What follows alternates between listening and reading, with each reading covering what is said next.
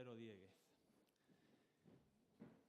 Valentín Cabero es catedrático de la Facultad de Geografía de la Universidad de Salamanca. Es una de las personas más influyentes, no solo desde el punto de vista académico, sino también desde el punto de vista aplicado, por sus importantes aportaciones a la cohesión social y territorial. Digo influyentes en los profesionales que nos dedicamos a esto del desarrollo de los territorios.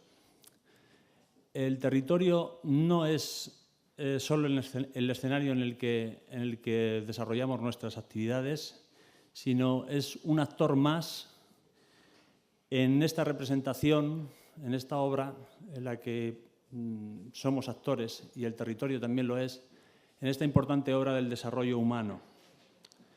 Muchas de nuestras entidades trabajamos por la inclusión social de las personas a contrapelo, muchas veces, de las dinámicas sociales, económicas y ambientales de los territorios en los que trabajamos. Un dato: el 20% del territorio concentra el 80% de la población, de la renta, el 80% de la renta y el 80% del empleo. Tenemos que conocer bien a este actor, a este compañero de reparto, pues aporta un capital más o menos importante, no solo económico, sino también social y ambiental. Y en este contexto de escasez de recursos exógenos, debemos de tener y prestar mucha importancia a los recursos endógenos muy importantes que nos aporta el territorio en el que desarrollamos nuestras actividades. Sin más, don Valentín, cuando quieras. Buenos días a todos.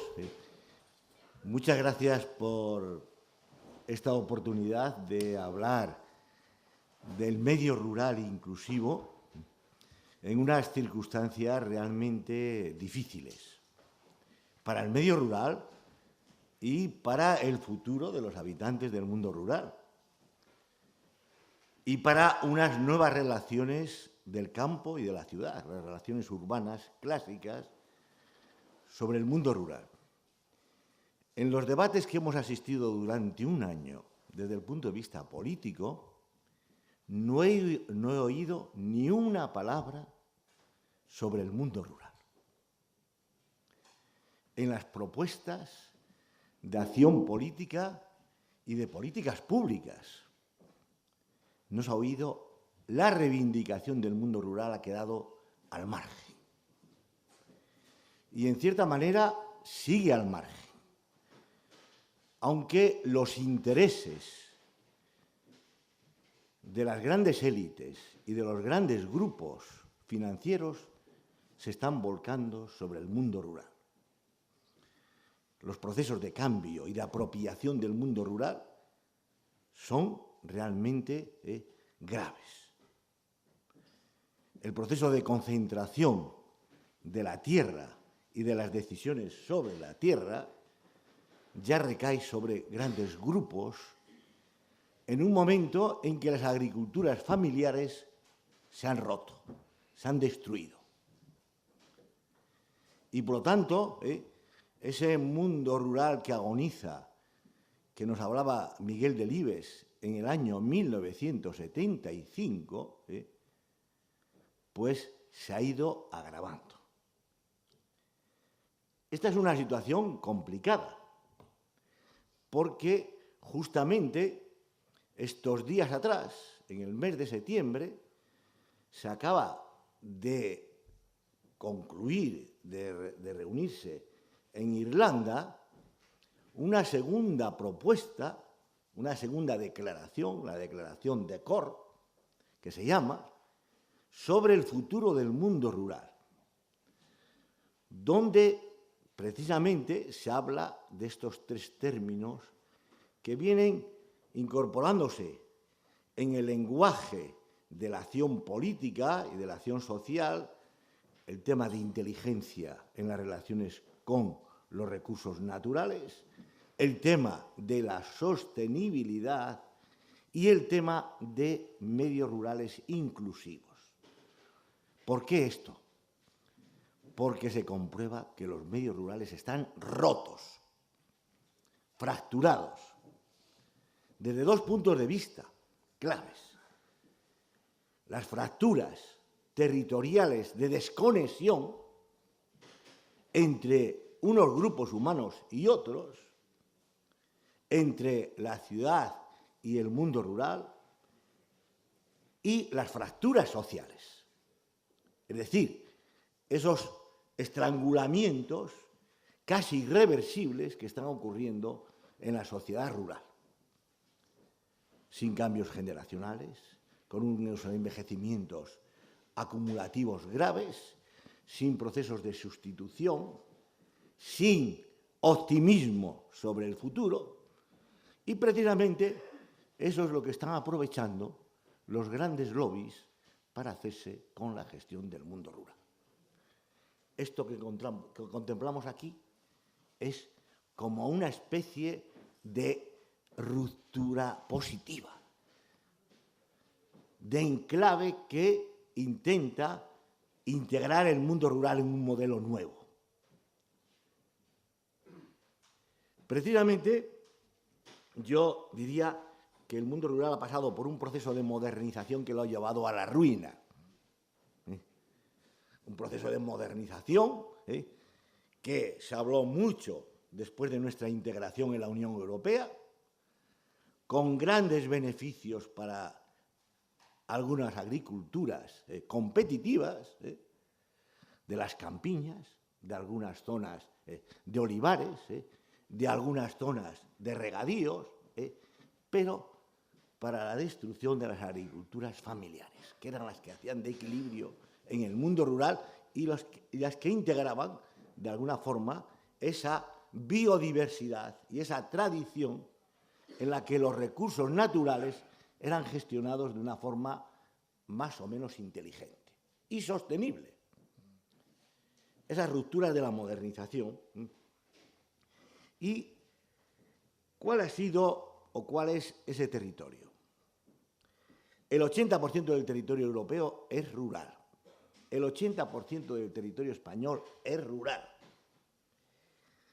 Aproximadamente el 58% de la población europea, incluidas las zonas periurbanas, es rural. Es decir, son habitantes que viven en el campo, en agriculturas como la francesa, perfectamente equilibrada entre esa modernidad y esa tradición bien gestionada, en las que la autenticidad, la identidad del mundo rural se mantiene y donde grandes partes de los fondos recogidos se reinvertían en el mundo rural. En nuestra agricultura no ha ocurrido eso. La PAC y los grandes beneficios se han ido a la especulación. Y aunque sea un poco demagógico decirlo, quienes más cobran la PAC, la agricultura, ¿dónde viven? En las ciudades. ¿Dónde viven? En la Castellana y en la Gran Vía de Madrid. Son los que más cobran. Y por lo tanto esto es una contradicción desde el punto de vista de las políticas públicas. Y por esto en esa declaración de COR que se acaba de aprobar ahora en septiembre, se reivindica de nuevo las agriculturas familiares, cuando están destruidas. Por lo tanto, muchas de las acciones sociales de empleo que se reivindican desde vuestras asociaciones tendrían que incidir en las potencialidades locales, en la recuperación de tradiciones positivas en el manejo de los recursos naturales, entre la ganadería, lo forestal, lo artesanal, la producción de calidad, etc. Donde antiguamente muchos discapacitados estaban integrados, a veces de forma poco respetuosa. Estaba. Pero, ¿cómo de hacerlo? Bien. ¿Cuáles han sido en nuestro país? Y aquí sí que quiero insistir, al respecto del mundo rural, las políticas públicas. hay un momento de optimismo sobre cómo el mundo rural se puede integrar y lograr ese reequilibrio que de alguna forma se viene declarando en los preámbulos de las leyes. Y es en el año 2007 cuando se hace la Ley de Desarrollo Sostenible del Mundo Rural. En el 2007. Poco antes se acaba de hacer la Ley de Dependencia y de Igualdad. Hay un momento de optimismo. Sin embargo, ¿qué ocurre? Que la llegada de la crisis hace que la Ley de la Sostenibilidad de Desarrollo Rural no se lleve a cabo. Estaban previstas actuaciones de carácter comarcal, que es algo que yo quiero reivindicar también. Frente a modelos tecnocráticos, hay que recuperar la relación con el territorio, con las identidades más culturales, más significativas, porque hay elementos ahí de diferenciación que permiten a las personas vivir con mayor relación, con mayor armonía y con mayor capacidad emocional sobre esos territorios.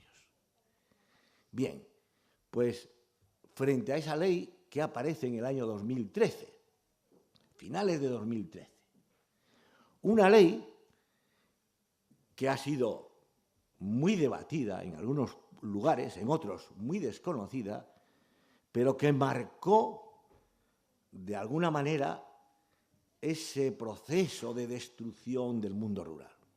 La Ley de Racionalización, Sostenibilidad de las Administraciones Públicas. La llamada Ley Montoro,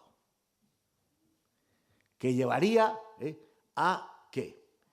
A promocionar los núcleos mayores de 20.000 habitantes como los puntos de referencia a la hora de organizar el territorio. Y, por lo tanto, concentrar en esos lugares urbanos las tomas de decisiones, también los servicios sociales, como en Castilla y León, en su propia ley. Y, de alguna manera, ir quitándole derechos progresivamente a los núcleos por debajo de los 10.000 habitantes. Este proceso prácticamente ni se discutió. En algunos lugares sí, porque había que defender las autonomías locales. Pero esta ley llevaba algo más. De alguna forma se ha quedado paralizada por la crisis, ha quedado paralizada porque ha habido reclamaciones admitidas por el Tribunal Constitucional de las comunidades autónomas y de más de 3.000 municipios que han reivindicado su autonomía frente a la pérdida de derechos que imponía esta ley. Pero, sin embargo, esto marca una estrategia política y una estrategia territorial, que es el mundo rural de lo pequeño no es eficaz en esta filosofía. El mundo rural de la proximidad no cumple objetivos de eficiencia. El mundo pequeño de la ruralidad no es rentable en una economía de mercado competitiva y globalizada. Sin embargo, sí es rentable desde un punto de vista de la soberanía alimentaria y de la conservación de los recursos naturales. Esta ley, en Castilla y León, prácticamente cumple los mismos objetivos. Sin embargo, debo decir que los servicios sociales de Castilla y León es, yo diría, lo poco o lo mejor que funciona en este gobierno regional. Gracias a los esfuerzos técnicos y a las asociaciones y a los grupos de acción local y no a la política general. Porque aquí, en la Ley de Ordenación del Territorio, desaparece la palabra comarca.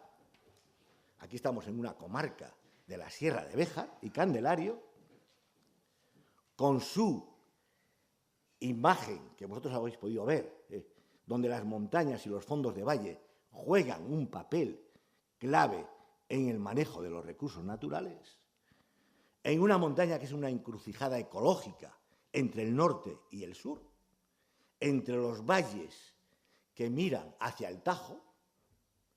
Aquí tenéis un río que se llama Cuerpo de Hombre, fijaros qué nombre, que es el que riega toda la zona de Béjar. Otro pequeño río que está aquí al lado, que es el río Sangusín, que son unas fosas tectónicas. Estos escalones, aquí nosotros estamos en un escalón topográfico, que es un escalón de unas líneas de falla que bajan hacia los fondos de valle, y que esto da lugar a una organización de los recursos naturales donde los gradientes topográficos y los gradientes climáticos están jugando un papel clave a la hora de entender solanas y umbrías, a la hora de entender recursos de ladera y recursos de cumbres. Y por lo tanto aquí hay una organización también histórica que está en relación con los pasos ganaderos, norte-sur. ¿Dónde queda la memoria del paisaje? ¿Dónde queda la memoria de la transhumancia? ¿Dónde queda la memoria de todo esto? Ha sido roto. Y prácticamente no se integra en las nuevas propuestas. Y sin embargo están ahí, configurando unos paisajes, unas culturas y una capacidad del hombre para crear nuevas posibilidades, nuevas potencialidades. Ahí está. Bien, pues en Castilla y León, ¿sabéis cómo se llaman estas unidades nuevas que crea una ley tecnocrática, a mi entender? Los castellanos leoneses ya no lo saben. Están aquí, muchos. Tiene un nombre tecnocrático. UBOS. Unidades Básicas de Servicios y de Ordenación del Territorio. ¿Por qué no se llama comarca? Comarca de Béjar y Candelario. Comarca de la Sierra de Francia. Comarca de la Armuña. ¿Por qué? Porque esta modernización ha roto con la percepción de los territorios y con el valor de los palinsestos de los paisajes. Y en este sentido, estos grupos, vosotros, tenéis una gran capacidad de empatía, porque lo que falta en este país y en las generaciones jóvenes y las que se han ido rompiendo es lo que algunos geógrafos, sociólogos, llamaban la topofilia activa, que es el amor por los territorios. El reencuentro, como dicen algunos, con el locus. El reencuentro con los lugares. ¿Qué es el reencontrarse con los lugares? Pues ver un amanecer donde los relieves van resaltando a medida que la luz les va dando. Y justamente alguien habló de Wellington. Wellington no venía por aquí, venía un poquito más allá, por Ciudad Rodrigo. Aquí era un poquito más difícil. Iba un poquito más hacia el oeste, que son las tierras. Hay que distinguir porque los franceses y los ingleses habían copiado muy bien, llevaban guías locales, y ellos distinguían muy bien entre lo que llamaban las tierras secas y llanas y las tierras húmedas, que por donde pasaban los ejércitos fácilmente y por donde era difícil. Y por la zona de Ciudad Rodrigo, que es la penillanura, que se llama así, pueden pasar fácilmente, pero tienen a retaguardia el encajamiento de un valle que se llama el río Coa, que hace de frontera natural. Y sí, se aprovisionaban. ¿De qué? Sobre todo de ganados, que en esta zona era abundante. Bien, Entonces, estos ejemplos nos permiten ir entendiendo el territorio de forma diacrónica en el tiempo. Y en este tiempo nuevo se necesita recuperar estos elementos tradicionales que han estado integrados en la gestión del territorio desde fechas muy seculares. Bien, podríamos hablar más de estrategias políticas, y en este sentido me gustaría señalar que las políticas públicas, debido justamente a la crisis, se están retrasando todas. Todas las políticas públicas de acción social, de acción territorial, que era el famoso 2020, 2014, 2020, estamos en 2016, a finales de 2016, y no se han aprobado muchas de las propuestas. Y algunas están en riesgo de que se aprueben, de no cumplir con determinados objetivos. Las políticas de cooperación transfronteriza están en riesgo, que de eso quería hablaros también a la hora de hacer políticas públicas transversales y de cooperación. Bien, a la hora de intervenir en el territorio es fundamental tener en cuenta la escala local, la escala comarcal que os decía antes. El ejemplo de Béjar y de otras comarcas nos permitiría abundar en este terreno. ¿Qué ha pasado, y ya que estamos aquí, qué ha pasado con estas tierras, con esta zona en la que estáis ahora? Esta es una de las zonas más abandonadas, con una densidad de habitante por kilómetro cuadrado que no llega a 10 habitantes en los municipios, que ha sufrido una crisis textil gravísima. La ciudad que tenemos aquí al lado, Béjar, ha perdido desde los años 90 hasta hoy cerca de 5.000 habitantes.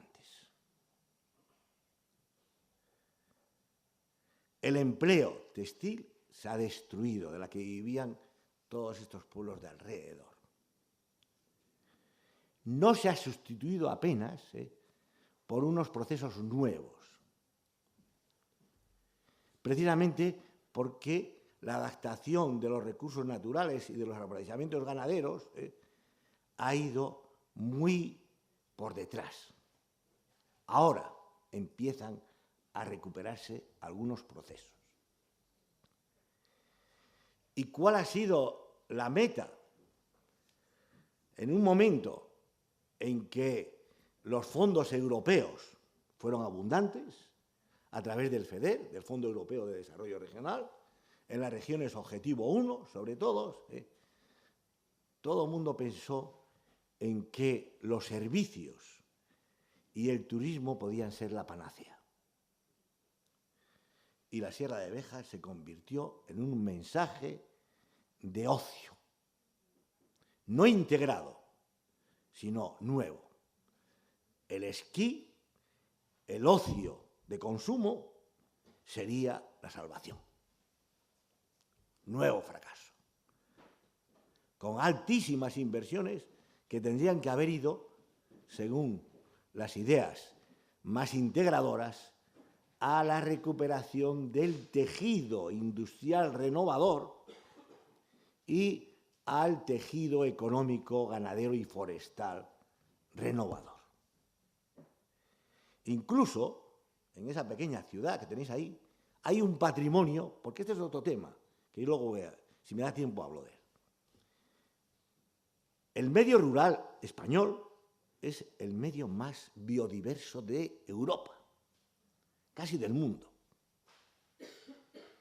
precisamente por su posición de encrucijada peninsular entre lo mediterráneo, lo atlántico, la transición hacia Europa y la transición hacia África. Eso da lugar a que nuestros medios sean riquísimos.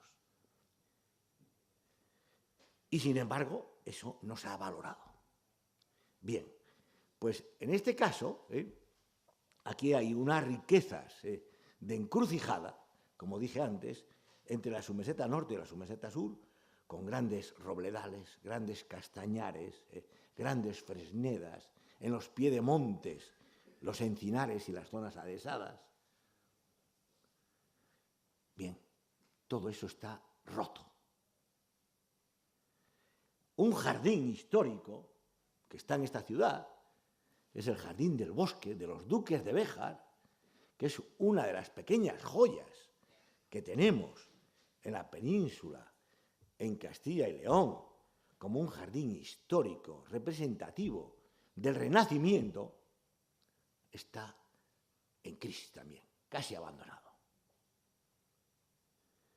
Entonces, ¿esto aquí nos quiere decir?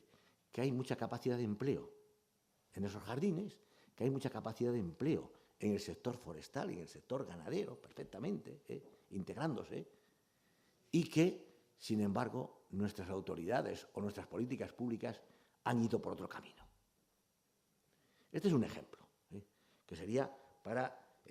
pero tenemos muchísimos más. A mí me gustaría hablar en toda España tenemos 15 grandes parques nacionales que están en un debate de gestión entre el máximo proteccionismo, que sería llegar a un biologismo prácticamente determinista, y unos equilibrios en el manejo de los recursos naturales desde el punto de vista humano, como ocurre en los parques nacionales franceses, donde ese equilibrio se mantiene. Y ahí también hay gran capacidad de empleo. Y sin embargo, muchos de esos espacios se convierten en ocio exclusivo, como está ocurriendo con el Parque Nacional último de la Sierra de Guadarrama, que yo tuve, en este sentido, pues la suerte de codirigir su decisión y su informe del Plan de Ordenación de los Recursos Naturales junto con el gran profesor y amigo Eduardo Martínez de Pisón. Bien, por lo tanto, debemos, de alguna manera, revisar estas relaciones con el mundo rural y reivindicar el papel de los recursos naturales renovables. Pensar que en Castilla y León se abandonaron en los momentos de inmigración, con los datos en la mano, más de 400.000 hectáreas que se han destruido con nuestros procesos de especulación urbana en la costa española, andaluza, levantina, catalana, fundamentalmente, se han destruido millones de hectáreas, no miles, millones, que son recursos renovables, históricos. Que en Castilla y León tenemos 2 millones casi y medio de hectáreas de bienes públicos, comunales, concejiles, pertenecientes a las juntas vecinales, que son unos recursos infrautilizados, a los cuales Montoro amenazó con esa ley con la desamortización. Sería la última desamortización, si pasaban a los ayuntamientos y de ahí a su posible desamortización, o si pasaban a las diputaciones, que es otro tema. Bien, por lo tanto, recursos. Ya, termino. ¿Qué dice esa declaración de COR, aprobada hace aproximadamente 2 meses? Dice lo siguiente: hay que corregir la dialéctica entre lo local y lo global. Lo global sutilmente se ha ido apoderando de lo local. Segundo, hay que recuperar la habitabilidad y vitalidad del mundo rural. Hay que seguir con el enfoque ascendente de abajo arriba en el desarrollo local. Hay que reivindicar el locus y el paisaje como elementos de identidad territorial. promoción de las zonas rurales desde la propia identidad y diversidad, fortalecimiento de las cadenas de valor de recursos renovables, apoyo a la revitalización y viabilidad de vivienda en el mundo rural, conservación del patrimonio natural y cultural de Europa y de cada comarca, gestión inteligente y sostenible de los recursos naturales, de acuerdo a las buenas prácticas tradicionales, muchas de ellas, lucha fundamental y mitigación de los problemas relacionados con el cambio climático. Ahí hay un papel de estos grupos fundamental, participación del medio rural en la sociedad de conocimiento, redes e innovación, y mejora de ese término difuso, pero que podemos recuperar como del buen gobierno rural, bajo principios de asociación y cooperación.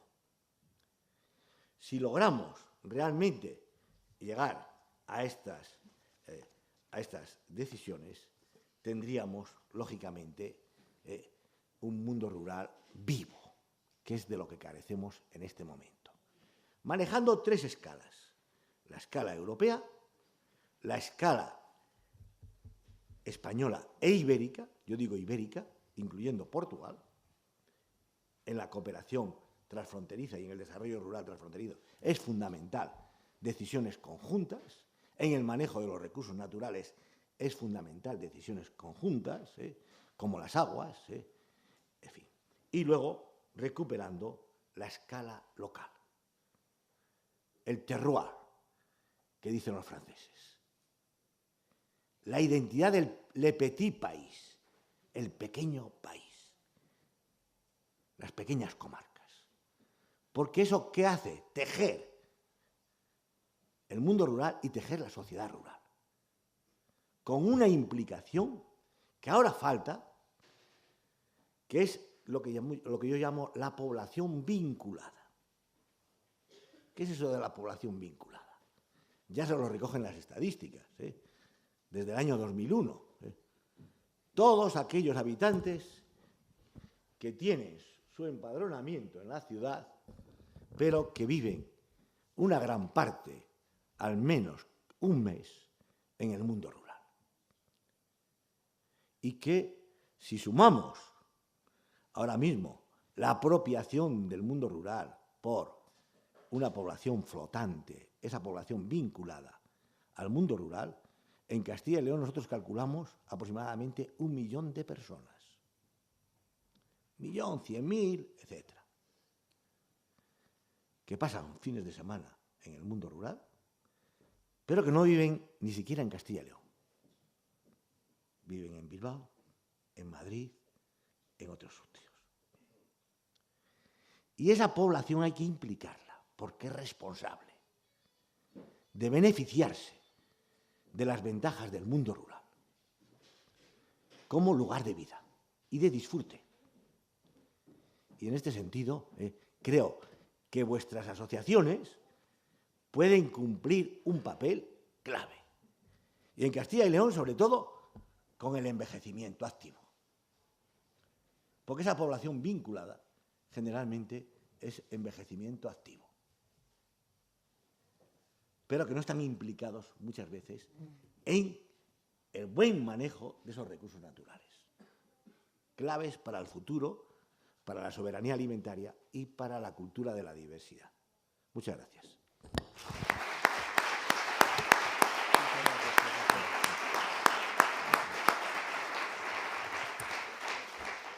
Bueno, apasionante la conferencia que acaba de impartir don Valentín Cabero, que seguro que daría lugar a un rico debate. Tenemos poco tiempo, podemos trasladar ese debate al café, a la comida, porque Valentín va a acompañarnos, y eso es una gran noticia para todos, todo el día. Y parte de la noche, ¿no, Valentín? Algún rato. Alguna pregunta, si queréis, muy corta y muy de 1 minuto y que Valentín la responda rápido. Yo sé que es difícil, pero ya os digo que vamos a tener mucho tiempo de disfrutar a Valentín durante el día. ¿Alguna consideración, alguna cuestión?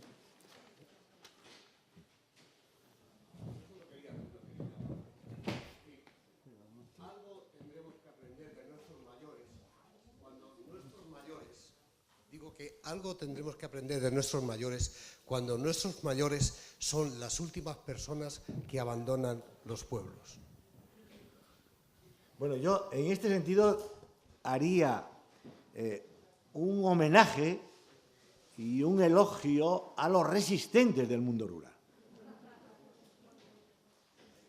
Es decir, aquellos que a duras penas se trasladan o al pueblo a la cabecera comarcal o a la capital, porque se resisten a abandonar su huerto, a abandonar sus tierras, a abandonar sus ganados. La política de la paja ha sido destructiva en muchos aspectos de la agricultura familiar, con exigencias burocráticas que nada tienen que ver con la gestión inteligente de los recursos naturales, sino con trabas de carácter a veces impuesto por las multinacionales, no impuesto por las necesidades vitales en el seguimiento de algunos productos, etc. Entonces, esa resistencia de los mayores es fundamental.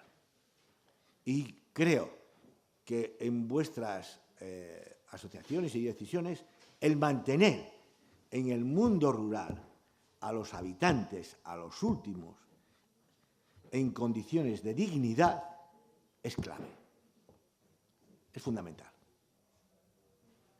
Yo paso ahora muchas temporadas en pueblos casi abandonados, de los bordes de los Montes de León, y veo incluso que algunas familias que viven en Madrid, en condiciones muy distintas, se resisten a marchar. Señores de 90 años, que llegan los santos y dicen, no me voy. Si me voy a morir, tengo que morirme aquí. Y esto es realmente muy complicado, muy difícil. En Castilla y León es complicadísimo, porque esto está lleno. Hemos pulverizado el mundo rural, lo hemos roto de muchas formas. Y recuperarlo y volverlo a tejer necesita una gran implicación de lo urbano en crisis, de las nuevas generaciones, muy difíciles también de integrar en procesos, de tal manera que yo diría que tendríamos que hacer como una especie de libro blanco, que es lo que están pidiendo las grandes asociaciones agrícolas a la Unión Europea, un nuevo libro blanco, pero nosotros tendríamos que hacer un libro blanco de los resistentes y de los pueblos modélicos en Castilla y León. En Salamanca se cuentan con los dedos de las manos. 5, 6. En Valladolid, lo mismo. Posiblemente, a través de los premios que ha ido dando unas Fuentes Claras, que es un premio que da la Junta de Castilla y León a aquellos pueblos que han sabido conservar su patrimonio y su gestión inteligente, a través de ahí podríamos hacer un inventario de los pueblos inteligentes en el mundo rural. Sería una labor realmente de gran interés. Muchas gracias. Muchas gracias, Valentín. Gracias a todos. Gracias.